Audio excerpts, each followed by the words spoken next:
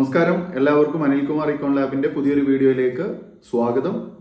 ഇന്നത്തെ ഒരു വീഡിയോ നമ്മുടെ വളരെ സ്പെഷ്യൽ ആയിട്ട് ചെയ്യാൻ ഉദ്ദേശിച്ചതാണ്. ഇക്കഴിഞ്ഞ ഏതാനും ദിവസങ്ങൾക്ക് മുമ്പാണ് നമ്മുടെ ഹയർ സെക്കൻഡറി തുല്യതയുടെ +1 +2 എക്സാം അവസാനിച്ചത്. +1കാരെ സംബന്ധിച്ച് അവർ പാസ്സായാലും ഇല്ലെങ്കിലും +2 ക്ലാസ്സിലേക്ക് അവർ അഡ്മിഷൻ ഡയറക്റ്റ് ആയിട്ട് കിട്ടും. ആ 2ാം വർഷം കൂടെ അവർ പഠിച്ച് പരീക്ഷ എഴുതേണ്ടവർ തന്നെയാണ്. പക്ഷേ +2കാരെ സംബന്ധിച്ച് അങ്ങനെയല്ല. +2കാര് എന്തായാലും പരീക്ഷ കഴിഞ്ഞു, അവർ നല്ല രീതിയിലുള്ള ഒരു റിസൾട്ട് വെയിറ്റ് ചെയ്തുകൊണ്ടിരിക്കുകയാണ്. അപ്പോൾ ഇനി എന്താണ് നമ്മൾ അടുത്തതായിട്ട് ചെയ്യേണ്ടത്? പലരും ചോദിച്ചുകൊണ്ടിരിക്കുന്നുണ്ട്. +2 കഴിഞ്ഞിട്ട് സാർ ഞാൻ ഇനി എന്ത് ചെയ്യണം എന്ന് ചോദിക്കുന്നവരുണ്ട്. അപ്പോൾ അവർ അവരുടെ ഏജും മറ്റു കാര്യങ്ങളൊക്കെ നമ്മളെ കാണിച്ചു. ഈ ഏജിനനുസരിച്ച് ഇനി എന്താണ് ചെയ്യാൻ പറ്റുക?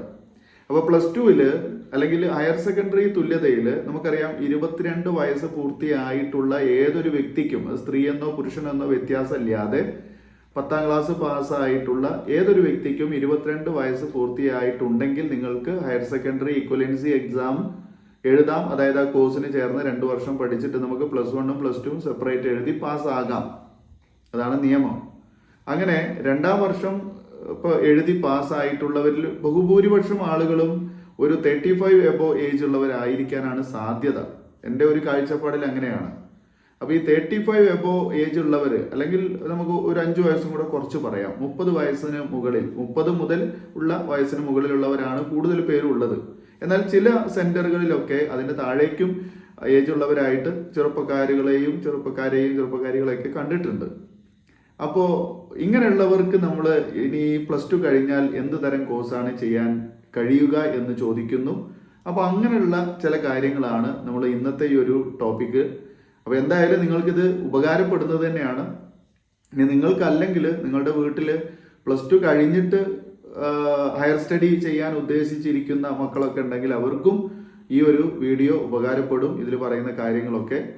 കാരണം +2 കഴിഞ്ഞാൽ ഇനി എന്ത് എന്ന ചോദ്യചിഹ്നത്തിന്റെ മുന്നിൽ നമുക്ക് ഉത്തരം കൊടുക്കാവുന്നത് ഇത്തരം കാര്യങ്ങളൊക്കെയാണ്. അപ്പൊ ഇത് നമ്മൾ അങ്ങനെ മുഴുവനായിട്ടും ഒരു വളരെ വലിയ രീതിയിൽ ഒരു ഗവേഷണമൊക്കെ നടത്തിയിട്ട് പറയുന്ന കാര്യങ്ങളൊന്നുമല്ല. അപ്പൊ അങ്ങനെ ആരും ചിന്തിക്കേണ്ട. കാരണം ഇതല്ലാതെ ഇതിലും വലിയ രീതിയിലുള്ള കോഴ്സുകളൊക്കെ ഉണ്ടല്ലോ എന്ന് ചിലപ്പോൾ നിങ്ങൾക്ക് ഇത് മുഴുവൻ കേട്ട് കഴിഞ്ഞാൽ അല്ലെങ്കിൽ കണ്ടു കഴിഞ്ഞാൽ തോന്നിപ്പോകും.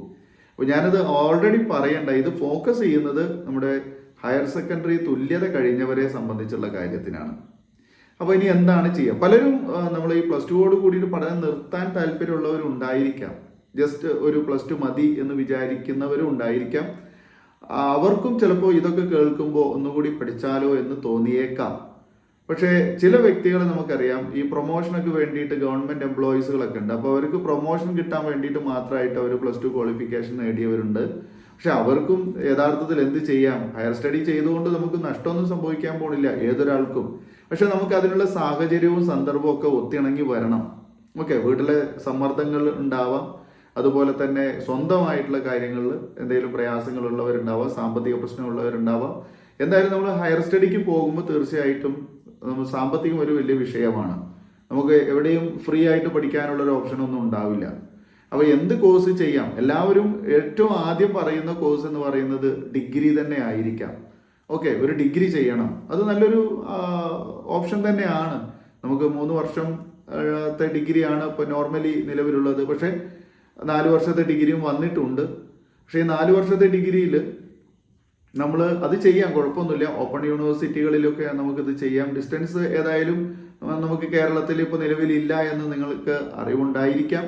കാലിക്കറ്റ് യൂണിവേഴ്സിറ്റിയോ കണ്ണൂർ യൂണിവേഴ്സിറ്റിയോ അല്ലെങ്കിൽ മഹാത്മാഗാന്ധി യൂണിവേഴ്സിറ്റിയോ കേരള യൂണിവേഴ്സിറ്റിയോ ഒന്നും ഇപ്പോൾ നിലവിൽ ഡിസ്റ്റൻസ് ആയിട്ട് നമുക്ക് ഡിഗ്രി കൊടുക്കുന്നില്ല. അത് ഈ വർഷത്തോടു കൂടി, കഴിഞ്ഞ അക്കാദമിക് ഇയറോട് കൂടി അതെല്ലാം അവസാനിപ്പിച്ചതായിട്ട് UGCയുടെ നോംസ് ഉണ്ട്.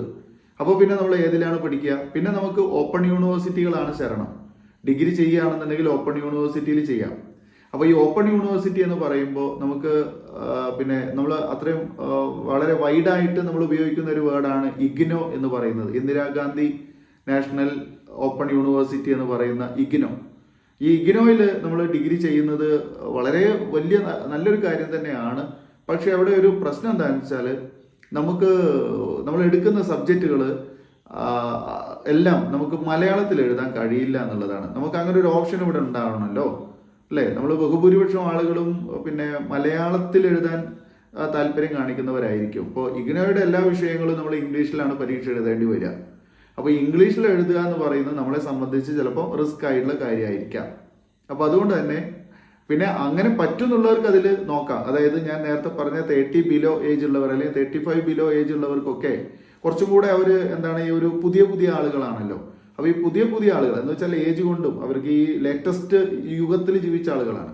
അപ്പോൾ അങ്ങനെയുള്ള ആളുകൾക്ക് എന്തായാലും നമുക്ക് ഈ പറഞ്ഞ രീതിയിൽ വേണമെങ്കിൽ ഒന്ന് മനസ്സ് വെച്ചാൽ ചെയ്തു പോകാവുന്നേ ഉള്ളൂ ഇഗ്നോയുടെ ഡിഗ്രി കോഴ്സുകളൊക്കെ. കുറച്ചും കൂടെ നല്ല ഒരു ഓപ്പൺ യൂണിവേഴ്സിറ്റി എന്ന നിലയിൽ കുറച്ചുകൂടി വാല്യൂബിൾ ഉള്ള ഒരു യൂണിവേഴ്സിറ്റിയാണ്. അപ്പോൾ അത് നിങ്ങൾക്ക് ചെയ്യാവുന്നതാണ്. അപ്പോൾ ഇഗ്നോ ചെയ്യാനാണ് താല്പര്യം കാണിക്കുന്നതെങ്കിൽ പത്രങ്ങളിലൂടെയോ അല്ലെങ്കിൽ നമ്മുടെ മീഡിയ വഴിയൊക്കെ ഇഗ്നോയുടെ പരസ്യങ്ങൾ വരാറുണ്ട്. അത് എപ്പോഴാണ് അതിൻ്റെ അഡ്മിഷൻ വിളിക്കുക എന്നുള്ളതൊക്കെ ഒന്ന് നോക്കുക. ഇനി അതല്ലെങ്കിൽ നിങ്ങൾക്ക് നിങ്ങളുടെ കയ്യിലുള്ള ഫോണിൽ ഗൂഗിൾ ഓപ്പൺ ചെയ്തിട്ട് അവിടെ ഇഗ്നോ അല്ലെങ്കിൽ IGNOU open university degree admission എന്ന് വേണമെങ്കിൽ അല്ലെങ്കിൽ ഡിഗ്രി രജിസ്ട്രേഷൻ എന്നൊക്കെ ഒന്ന് ടൈപ്പ് ചെയ്ത് സെർച്ച് കൊടുത്താൽ നമുക്ക് അതിൻ്റെ ഡീറ്റെയിൽ ഒക്കെ കിട്ടുന്നതാണ്. എപ്പോഴാണ് അതിന് ജോയിൻ ചെയ്യേണ്ടത്, അഡ്മിഷൻ എടുക്കേണ്ടത് എന്നുള്ള കാര്യങ്ങളൊക്കെ നമുക്ക് കിട്ടും. ഇനി അങ്ങനെ അല്ലെങ്കിൽ നമുക്ക് പിന്നെ അത് ഇംഗ്ലീഷിൽ എത്തിപ്പിടിക്കാൻ കഴിയാത്ത ആളുകൾക്ക് ഒരു ഡിഗ്രി ചെയ്യണമെന്ന് ആഗ്രഹം ഉണ്ടെങ്കിൽ തീർച്ചയായിട്ടും നമുക്ക് നമ്മുടെ കേരളത്തിന്റെ ഓപ്പൺ യൂണിവേഴ്സിറ്റി ഉണ്ട്. UGC അംഗീകാരത്തോടു കൂടി കോഴ്സൊക്കെ കൊടുക്കുന്ന ഓപ്പൺ യൂണിവേഴ്സിറ്റി കേരളത്തിൻ്റെത്. അത് SN യൂണിവേഴ്സിറ്റിയാണ്. അതായത് ശ്രീനാരായണ ഗുരു യൂണിവേഴ്സിറ്റി. ശ്രീനാരായണ ഗുരു യൂണിവേഴ്സിറ്റിയിൽ നമുക്ക് എന്ത് ചെയ്യാൻ പറ്റും? ഓപ്പൺ യൂണിവേഴ്സിറ്റിയാണ്. അവിടെ നമുക്ക് കോഴ്സുകൾ സെലക്ട് ചെയ്യാം. അപ്പോൾ നിങ്ങൾക്ക് പിന്നെ BComോ അല്ലെങ്കിൽ BBAയോ അല്ലെങ്കിൽ പിന്നെ BA ഏതെങ്കിലും നമുക്ക് ഇഷ്ടമുള്ള ഏതും എടുക്കാം. ഇംഗ്ലീഷോ മലയാളമോ അല്ലെങ്കിൽ എക്കണോമിക്സോ പിന്നെന്താണ് സോഷ്യോളജിയോ പൊളിറ്റിക്കൽ സയൻസോ ഹിസ്റ്ററിയോ ഏത് വേണമെങ്കിലും നമുക്ക് സെലക്ട് ചെയ്യാം. അപ്പോൾ +2 നമ്മൾ ഏത് സ്ട്രീമും പഠിച്ചാലും, അതായത് ഹ്യൂമാനിറ്റീസ് കോമേഴ്സ് പഠിച്ച ആളാണെങ്കിലും അവർക്ക് BA BCom എടുക്കുന്നതിന് പ്രയാസമൊന്നുമില്ല, തടസ്സമൊന്നുമില്ല. പക്ഷേ ഒരു ഹ്യൂമാനിറ്റീസ് പഠിച്ച ഒരു വ്യക്തിയെ സംബന്ധിച്ച് അയാൾ BComലേക്ക് പോകുമ്പോൾ അതിലെ പേപ്പറുകൾ, അതായത് അക്കൗണ്ടൻസി പേപ്പറുകളൊക്കെ പഠിച്ചെടുക്കുക എന്നുള്ളത് ബുദ്ധിമുട്ടായിട്ടുള്ള കാര്യമാണ്. അത് ഭാവിയിൽ ചെയ്യാൻ കഴിയുന്നുണ്ടെങ്കിൽ അങ്ങനെ പോകാം. അപ്പോൾ അത് ചെയ്യാൻ പറ്റാത്തവരാണെങ്കിൽ പിന്നെ BAയിലേക്ക് തന്നെ പോകേണ്ടി വരും. BAയിൽ ഒരുപാട് സ്ട്രീമുകൾ ഓപ്ഷൻസ് ഉണ്ട്. ഇതിലെ ഒരു പ്രത്യേകത എന്ന് പറഞ്ഞാൽ നമുക്കിത് ഈ വിഷയങ്ങളൊക്കെ ഇംഗ്ലീഷിലോ മലയാളത്തിലോ എഴുതാൻ കഴിയുന്നുള്ളത് തന്നെയാണ്. അപ്പോൾ അങ്ങനെ ഒരു ബെനിഫിറ്റ് നമുക്ക് ഇവിടെ ഉണ്ട്. പക്ഷെ ഇതിൻ്റെ ഒരു വിഷയം എന്താ വെച്ചാൽ കുറച്ച് ഫീസ് കൂടും. രജിസ്ട്രേഷൻ ഫീസും അതുപോലെ തന്നെ എക്സാം ഫീസും ഒക്കെ കുറച്ച് കൂടുതലായിട്ടാണ് കേട്ടിട്ടുള്ളത്. അപ്പോൾ ഇതൊക്കെ അറിഞ്ഞ് നമ്മൾ നന്നായിട്ട് ചോദിച്ചറിഞ്ഞ് മാത്രം ഈ ഒരു കോഴ്സിനൊക്കെ ജോയിൻ ചെയ്യുക. അതിൻ്റെ A to Z കാര്യങ്ങൾ ഓരോ സെം വൈസ് ആണോ ഇതിന് ഫീസ് വരുന്നത്, അതോ പിന്നെ ഒറ്റ രജിസ്ട്രേഷൻ ഓരോ ഇയറിനും രജിസ്ട്രേഷൻ ഉണ്ടോ, അങ്ങനെയാണെങ്കിൽ അത് എത്ര ഫീസാണ് വരിക, അതൊക്കെ നമ്മൾ ശരിക്കും അതിൻ്റെ പ്രോസ്പെക്ടസും മറ്റു കാര്യങ്ങളൊക്കെ നോക്കി മനസ്സിലാക്കിയിട്ട് വേണം ആ കോഴ്സിന് തലവെച്ച് കൊടുക്കാൻ. എന്തെങ്കിലും ഒരു ഡിഗ്രി എങ്ങനെയെങ്കിലും ഒരു ഡിഗ്രി കിട്ടും എന്ന് പ്രതീക്ഷിച്ചിട്ട് ആരും ഇതിന് നിൽക്കരുത്. +2 നമ്മൾ ഈ 2 വർഷം കൊണ്ട് കടന്ന പോലെ അല്ല ഒരു ഡിഗ്രി കോഴ്സ് നമ്മൾ എടുക്കുക എന്ന് പറയുന്നത്. അത് 3 വർഷം അല്ലെങ്കിൽ 4 വർഷം എന്ന് പറയുമ്പോൾ അതിൻ്റെതായുള്ള റിസ്ക് ഉണ്ട്. നന്നായിട്ട് പഠിക്കാനുള്ള കാര്യങ്ങൾ ഉണ്ടാകും. അപ്പോൾ നമുക്ക് വീട്ടിലെ മറ്റ് സാഹചര്യങ്ങളും കുട്ടികളുടെ കാര്യങ്ങളും എല്ലാം പിന്നെ മൊത്തത്തിലുള്ള പ്രയാസങ്ങൾ, ഇനി വേറെ എവിടെയെങ്കിലും വർക്ക് ചെയ്യുന്നുണ്ടെങ്കിൽ അവിടുത്തെ കാര്യങ്ങൾ ഇതെല്ലാം ഒരുമിച്ച് കൊണ്ടുപോകാൻ പറ്റുന്നുണ്ടെങ്കിൽ മാത്രമേ ഈ പണിക്ക് ഇറങ്ങേണ്ടതുള്ളൂ. അപ്പോൾ ഞാൻ നിങ്ങളെ പിന്തിരിപ്പിക്കല്ല, ഇതിന്റെ വാസ്തവം പറഞ്ഞുതരാം. കാരണം നമ്മൾ ഈ രജിസ്ട്രേഷൻ ഒക്കെ നടത്തി ഒരു 2-3 മാസം അല്ലെങ്കിൽ ഫസ്റ്റ് ഇയർ സെം എക്സാം ഒക്കെ എഴുതി കഴിയുമ്പോൾ നമ്മൾ മനസ്സിലാവും ഇത് എന്നെ കൊണ്ട് പറ്റുന്നതല്ല, ഇത് ഇതോടുകൂടി ഇവിടെ നിർത്താം എന്ന് നിങ്ങൾക്ക് അങ്ങനെ ഒരു തോന്നലുണ്ടെങ്കിൽ ആദ്യം തന്നെ പിന്നെ പണിക്ക് പോകണ്ട. വെറുതെ കുറെ പൈസ അവിടെ ഇവിടെയും കൊണ്ടേ കൊടുക്കണ്ടല്ലോ. അതാണ് ഞാൻ ഉദ്ദേശിച്ചത്. പിന്നീട് നമുക്ക് ഇതല്ലെങ്കിൽ പിന്നെ നമുക്ക് ചെയ്യാൻ പറ്റുന്ന ഡിഗ്രി അല്ലെങ്കിൽ പിന്നെ എന്ത് ചെയ്യാൻ പറ്റും, അവിടെ അങ്ങനെ ചിന്തിക്കുക നിങ്ങൾ. ഡിഗ്രി അല്ലെങ്കിൽ പിന്നെ എന്താണ് ചെയ്യാൻ പറ്റുക? ഒരുപാട് കമ്പ്യൂട്ടർ കോഴ്സുകളുണ്ട്. അപ്പോൾ അതൊക്കെ ചെയ്തിട്ട് ഇപ്പോൾ എന്താണ് ഈ വീട്ടമ്മമാരൊക്കെ കമ്പ്യൂട്ടർ കോഴ്സ് ചെയ്തിട്ട് എന്താണ്? വേറെ ഏതെങ്കിലും ഒരു പ്രൈവറ്റ് ഫോമിലോ സ്ഥാപനങ്ങളിലോ വർക്ക് ചെയ്യുന്നവരാണെങ്കിൽ അവിടേക്ക് ആവശ്യമായിട്ടുള്ള രീതിയിലുള്ള വല്ല കമ്പ്യൂട്ടർ കോഴ്സും ചെയ്യുകയാണെന്നുണ്ടെങ്കിൽ അവിടെ നമുക്ക് ഒരു എന്താ പറയുക ടൈപ്പ് ചെയ്യുന്ന രീതിക്കോ അല്ലെങ്കിൽ ഒരു ബില്ലിങ്ങിനോ അല്ലെങ്കിൽ അങ്ങനെ പിന്നെന്താ ഓഫീസ് അസിസ്റ്റന്റ് എന്ന രൂപത്തിലോ അങ്ങനെ എന്തെങ്കിലുമൊക്കെ ആയിട്ടുള്ള ഒരു കമ്പ്യൂട്ടർ കോഴ്സാണ്. അല്ലെങ്കിൽ നിങ്ങൾ അങ്ങനെ ഒരു സ്ഥാപനത്തിൽ ജോലി ചെയ്യുന്നുണ്ട്, അപ്പോൾ ഇതും കൂടെ വേണം എന്ന് മസ്റ്റ് ആണെങ്കിൽ നിങ്ങൾക്ക് അത് ചെയ്തു പോകാവുന്നേ ഉള്ളൂ. അതല്ലല്ലോ ഇപ്പോൾ നമ്മൾ ഉദ്ദേശിക്കുന്നുണ്ടാവുക, അല്ലേ? അപ്പോൾ നിങ്ങൾക്ക് എന്ത് ചെയ്യാം? TTC എടുക്കാം, അല്ലേ? TTC എന്ന് പറയുമ്പോൾ മോണ്ടിസോറി TTC ഉണ്ട്, പ്രീ പ്രൈമറി TTC ഉണ്ട്. അതല്ലെങ്കിൽ നമ്മൾക്ക് DLED എന്ന് പറയുന്ന നമ്മുടെ ഗവൺമെന്റിൻ്റെതായിട്ടുള്ള TTC ഉണ്ട്.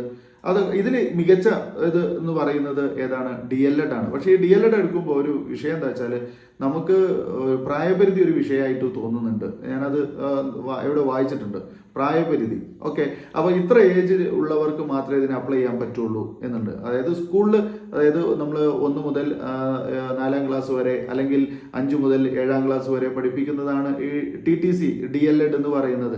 അപ്പോൾ അത് കഴിഞ്ഞ് നമ്മൾ പിന്നെ കേട്ടറ്റ് പോലുള്ള കോഴ്സുകളൊക്കെ അല്ലെങ്കിൽ അതിൻ്റെ പ്രൊഫഷണൽ കോഴ്സുകളും കൂടെ നമ്മൾ പരീക്ഷ എഴുതി പാസ്സാവേണ്ടതായിട്ട് വരും. അപ്പോഴേ മാത്രമേ നമുക്കൊരു സ്കൂളിൽ പോയിട്ട് പഠിപ്പിക്കാൻ പറ്റുള്ളൂ. ഓക്കെ, അങ്ങനെയുള്ളൊരു യോഗ്യത കൂടെ നമ്മൾ നേടേണ്ടതായിട്ട് വരും. പിന്നെ അത് പ്രായപരിധി വെച്ചിട്ടാണെങ്കിൽ അത് റിസ്ക് ആണ്. ഓക്കെ, അതായത് 35 മുകളിലേക്കുള്ളവർക്കാണെങ്കിൽ അത് റിസ്ക് ആയിരിക്കുന്നതാണ് എൻ്റെ ഒരു കാഴ്ചപ്പാട്. പിന്നെ എന്താ ചെയ്യാൻ പറ്റുക?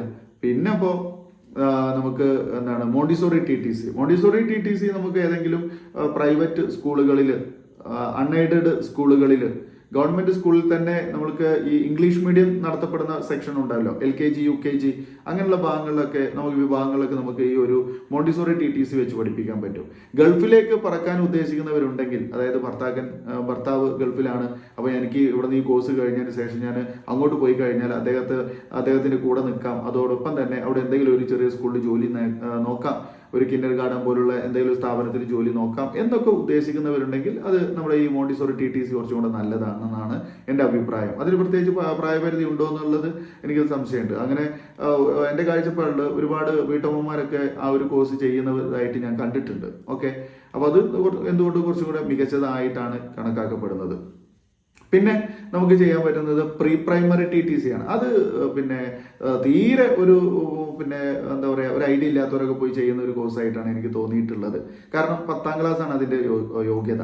അപ്പോൾ നമ്മൾ ഓൾറെഡി പ്രീ ഡിഗ്രി നേടിക്കഴിഞ്ഞ ഒരാൾ +2 നേടിക്കഴിഞ്ഞ ഒരാൾ പിന്നെ നേരെ 10ാം ക്ലാസ് യോഗ്യത ഉള്ള ഒരു കോഴ്സ് ചെയ്യേണ്ട ആവശ്യമില്ല എന്നാണ് എൻ്റെ ഒരു കാഴ്ചപ്പാട്. അപ്പോൾ അതിന് പോകണ്ടെന്ന് തന്നെയാണ് എൻ്റെ അഭിപ്രായം. ഈ പ്രീ പ്രൈമറി, അതായത് PPTTC എന്ന് പറയും, PPTTCയും അതുപോലെ തന്നെ ഞാൻ നേരത്തെ സൂചിപ്പിച്ച ഏതാണ് മോണ്ടിസോറി TTC തമ്മിൽ ഒരുപാട് വ്യത്യാസമുണ്ട്. മോണ്ടിസോറി TTC കുറച്ചും കൂടെ സ്റ്റാൻഡേർഡ് ആണ്. ഓക്കെ, അത് നമുക്ക് ഈ അൺഎയ്ഡഡ് സ്കൂളുകളും അതുപോലെ തന്നെ എയ്ഡഡ് സ്കൂളുകളിലും ഗവൺമെന്റ് സ്കൂളിലെ നമ്മുടെ എന്താ പറയുക, ചെറിയ കുട്ടികളെ പഠിപ്പിക്കുന്ന അല്ലെ, അത്തരം സ്കൂളുകളിലൊക്കെ നമുക്കത് പഠിപ്പിക്കാൻ പറ്റും. പിന്നെ നമുക്ക് ഈ CBSE സ്കൂളിലൊക്കെ നമുക്കതിന് ഓപ്ഷൻസ് ഉണ്ട്. ഓക്കെ, അപ്പോൾ അത് കുറച്ചും കൂടെ നമ്മൾ അതൊക്കെ ആ കോഴ്സൊക്കെ എടുക്കുമ്പോൾ നമുക്ക് കുറച്ചും കൂടെ ഒന്ന് കാലിബറൊക്കെ ആവും. നമ്മൾ ആ ഒരു മടിയും ക്ഷീണമൊക്കെ കൊണ്ട് മാറ്റി നമ്മളൊരു നല്ല യങ്ങസ്റ്റ് ആയിട്ട് നമ്മൾ മാറും എന്തായാലും ആ കോഴ്സിന് പോയി കഴിഞ്ഞാൽ. ഓക്കെ, അപ്പോൾ ഞാനിതൊക്കെ എടുത്തിട്ട് എനിക്ക് മുന്നിൽ വരുന്ന കുട്ടികളെയൊക്കെ പഠിപ്പിക്കാൻ പറ്റുമോ എന്ന് ഓൾറെഡി നമ്മൾ കുറേ ചിന്തിച്ച് കൂട്ടിയിട്ട് അതുകൊണ്ടൊന്നും എന്നെ കൊണ്ടൊന്നും ആവില്ല എന്ന് വിചാരിച്ച് പിന്തിരിയേണ്ട ആവശ്യമൊന്നുമില്ല. ഓക്കെ, പിന്നെ ചെയ്യാൻ പറ്റുന്ന പിന്നെ അങ്ങനെ ഒരുപാട് കോഴ്സുകൾ ഉണ്ട്. പക്ഷെ ഇതൊക്കെ നമുക്ക് ഒന്നല്ലെങ്കിൽ ഒന്ന് എന്ന രീതിയിലാണ് നമ്മളിത് സെലക്ട് ചെയ്യേണ്ടത്. പിന്നെ ചെയ്യാൻ പറ്റുന്നത് പ്രധാനമായിട്ടുള്ളത് നമ്മൾ അക്കൗണ്ടിങ് കോഴ്സുകളാണ്. ഞാൻ നേരത്തെ പറഞ്ഞു, കമ്പ്യൂട്ടറൈസ്ഡ് ആയിട്ടുള്ള അക്കൗണ്ടിങ് കോഴ്സുകൾ. അത് ഏതെങ്കിലും സ്ഥാപനം സ്വന്തമായിട്ടോ അല്ലെങ്കിൽ ഏതെങ്കിലും സ്ഥാപനത്തിൽ നിങ്ങൾ ഇങ്ങനെ ജോലി ചെയ്യുന്നുണ്ടെങ്കിൽ അതിൻ്റെ മുതൽക്കൂട്ടൊക്കെ ആയിട്ട് നിങ്ങൾക്ക് അങ്ങനെ വേണമെങ്കിൽ ചെയ്തു പോകാവുന്നതാണ് അക്കൗണ്ടിങ് കോഴ്സുകളൊക്കെ. ഓക്കെ, അതല്ലാതെ പിന്നെ നമുക്ക് മറ്റെന്തൊക്കെ കോഴ്സുകൾ ചെയ്യാം? അപ്പോൾ അത് നിങ്ങൾ ആലോചിക്കുക. പിന്നീട് ചെയ്യാൻ പറ്റുന്ന ഏറ്റവും നല്ലൊരു കോഴ്സാണ് ഈ LLB എന്ന് പറയുന്നത്. അപ്പോൾ നമ്മുടെ +2 യോഗ്യതയോട് കൂടിയിട്ടുള്ള LLB, +2 യോഗ്യതയ്ക്ക് ശേഷമുള്ള LLB. അപ്പോൾ എനിക്ക് തോന്നുന്നു എൻട്രൻസ് എഴുതേണ്ടതായിട്ട് വന്നേക്കാം. ഇനി അതുണ്ടോ ഇല്ല എന്നുള്ളത് നിങ്ങൾ അതുമായി ബന്ധപ്പെട്ട കോഴ്സുകളൊക്കെ കൊടുക്കുന്നവരുമായിട്ടോ അല്ലെങ്കിൽ ഗൂഗിളിൽ തന്നെ സെർച്ച് ചെയ്ത ഇത്തരം കാര്യങ്ങളൊക്കെ നമുക്ക് അറിയാൻ സാധിക്കുന്നതാണ്. ഓക്കെ, LLB ഒക്കെ ചെയ്യാൻ പറ്റുന്നതാണ്. നമ്മൾ ഈ +2 നമ്മുടെ തുല്യതയിൽ +2 കഴിഞ്ഞിട്ട് ഒരുപാട് പേര് LLB എടുത്തിട്ട് പ്രാക്ടീസ് ചെയ്യുന്നവരായിട്ട് ഞാൻ കേട്ടിട്ടുണ്ട്. എൻ്റെ നാട്ടിൽ തന്നെ, എൻ്റെ ജില്ലയിൽ തന്നെ അങ്ങനെ ആളുകളെ, നമ്മളെ ഈ തുല്യതയുടെ ആളുകളെ പഠിക്കാൻ വന്നിരിക്കുന്ന പഠിതാക്കളെ പ്രൊമോട്ട് ചെയ്യാൻ വേണ്ടിയിട്ട്, അവർക്ക് നല്ലൊരു ഇൻസ്പിറേഷൻ കിട്ടാൻ വേണ്ടിയിട്ട് ഇവരൊക്കെ വേദിയിൽ കൊടുന്നിരുത്തി ഇവരുടെ അനുഭവങ്ങൾ പങ്കുവെക്കുന്നതായിട്ട് ഞാൻ കണ്ടിട്ടുണ്ട്. അത്തരം ഒരു സന്ദർഭത്തിലൊക്കെ ഞാനും പങ്കാളിയായിട്ടുണ്ട്. അപ്പോൾ അതൊക്കെ ചെയ്യാൻ പറ്റുന്ന ഒരു കോഴ്സാണ്. ഓക്കെ, അപ്പോൾ നിങ്ങൾ ഏതാണ് അവനവന് പറ്റുന്നത് എന്നുള്ളത് കൃത്യമായിട്ടൊന്ന് മനസ്സിലാക്കുക. നിങ്ങൾ ഒരു കൂട്ടമായിട്ട് പോകുന്നതിന് പകരമായിട്ട്, അതായത് കൂട്ടം എന്ന് പറഞ്ഞാൽ നീ ആ കോഴ്സ് ചെയ്യുന്നുണ്ടെങ്കിൽ ഞാനും വരാം എന്ന രീതിയിലേക്ക് പോകാതെ, ഒരാൾക്ക് ഇഷ്ടമുള്ളത് മറ്റൊരാൾക്ക് ഇഷ്ടപ്പെടണം എന്നൊന്നുമില്ല. പിന്നെ മറ്റൊരാളുടെ നിർബന്ധത്തിന് വേണ്ടി നമ്മളിത് ചെയ്യും വേണ്ട. ഓക്കെ, ഓരോരുത്തർക്കും ഇഷ്ടമുള്ള കോഴ്സ് ഏതാണോ അത് സെലക്ട് ചെയ്യുക. ഇനിയിപ്പോൾ നിങ്ങളൊരു 4 ആളുണ്ടെങ്കിൽ 5 ആളുണ്ടെങ്കിൽ 7 ആളുണ്ടെങ്കിൽ 10 ആളുണ്ടെങ്കിൽ എല്ലാവർക്കും ഒരു കോഴ്സ് തന്നെയാണ് ചെയ്യേണ്ടതെന്ന് ആഗ്രഹം ഉണ്ടെങ്കിൽ നിങ്ങൾ ഒരുമിച്ച് ചെയ്തോളൂ. അപ്പോൾ കൂട്ടായിട്ട് ചെയ്യാം, കുഴപ്പമൊന്നുമില്ല. +2 കിട്ടിയ അതേ അങ്ങനെ നിങ്ങൾക്ക് ഒരുമിച്ച് അവിടെ പഠിക്കാനും പറ്റും. പിന്നെ ഇതൊക്കെ ഒരു എൻ്റർടൈൻമെൻറ്റും കൂടെയാണ്. നമുക്ക് +2 നിങ്ങൾ എങ്ങനെ എൻജോയ് ചെയ്തു എന്നുള്ളത് നിങ്ങൾ ഓരോരുത്തർക്കും അറിയാം. ഓക്കെ, വീട്ടിലെ എന്ത് പ്രയാസം ഉണ്ടെങ്കിലും നിങ്ങൾ ആ +2 ക്ലാസ് റൂമിൽ പോയിരിക്കുമ്പോൾ ഇതെല്ലാം മറക്കും. നിങ്ങൾ അവിടുത്തെ കാര്യങ്ങൾ അവിടുത്തെ കുട്ടികളായി മാറും. ആ ഒരു രാവിലെ മുതൽ വൈകുന്നേരം വരെയുള്ള സമയത്ത് നിങ്ങളെ തന്നെ മറന്ന് നിങ്ങൾ എന്താ പറയുക, നല്ലൊരു അവസ്ഥയിൽ അല്ലേ, നല്ല ജീവിതത്തിൽ ഒരു സന്തോഷം കണ്ടെത്തിയിട്ടുള്ള ഒരു നിമിഷങ്ങളൊക്കെ ആയിരിക്കാം. അപ്പം അങ്ങനെ ഒരു അവസരം നിങ്ങൾക്ക് വീണ്ടും വന്ന് ചേരുകയാണെങ്കിൽ തീർച്ചയായും അത് ഉപയോഗപ്പെടുത്തുക, പ്രയോജനപ്പെടുത്തുക. അതുമാത്രമേ എനിക്ക് ഈ ഒരു വിഷയത്തിൽ പറയാനുള്ളൂ. അപ്പോൾ ഇത്രയും കാര്യങ്ങളൊക്കെ നിങ്ങൾക്ക് നിങ്ങളുടെ റിസൾട്ട് വരുന്നതിന് മുമ്പ് ഒന്ന് മനസ്സിലാക്കി വെക്കുക, എന്തൊക്കെ ചെയ്യണം എന്നുള്ളതിനെ സംബന്ധിച്ച്. പിന്നെ ഹോസ്പിറ്റാലിറ്റി കോഴ്സുകളൊക്കെ ഉണ്ട് കേട്ടോ, അതൊക്കെ നമുക്ക് ചെയ്യാൻ പറ്റുന്നതാണ്. നഴ്സിംഗ് അസിസ്റ്റന്റ്, അതുപോലെ തന്നെ ഹോസ്പിറ്റലിലുള്ള ജോലികളൊക്കെ ഉണ്ടല്ലോ. പിന്നെ ഈ മെഡിക്കൽ ഷോപ്പ് പരമായിട്ടുള്ള ജോലികൾ. ഇനിയിപ്പോൾ ഇതൊന്നും പറ്റുന്നില്ലെങ്കിൽ സ്വന്തമായിട്ട് എന്തെങ്കിലും ബിസിനസ്സോ അല്ലെങ്കിൽ പിന്നെ ഈ സ്റ്റിച്ചിങ് വർക്കൊക്കെ ചെയ്യുന്നവരുണ്ട്. അപ്പോൾ അതൊക്കെ ഒന്ന് മെച്ചപ്പെടുത്താൻ നിങ്ങൾക്ക് ഇതൊക്കെ സഹായകമാകും. ഓക്കെ, ഒരു സ്റ്റിച്ചിങ് എനിക്ക് തന്നെ അറിയാം. ഇപ്പോൾ നമുക്ക് നമ്മുടെ ചാനൽ വഴി ഒരുപാട് വ്യക്തികൾ ഇത്തരത്തിലുള്ള സ്റ്റിച്ചിങ് ജോലിയൊക്കെ സ്വന്തമായിട്ട് സ്ഥാപനം നടത്തുന്നവരുണ്ട്. ഞാൻ പേരെടുത്ത് വിളിക്കുന്നില്ല.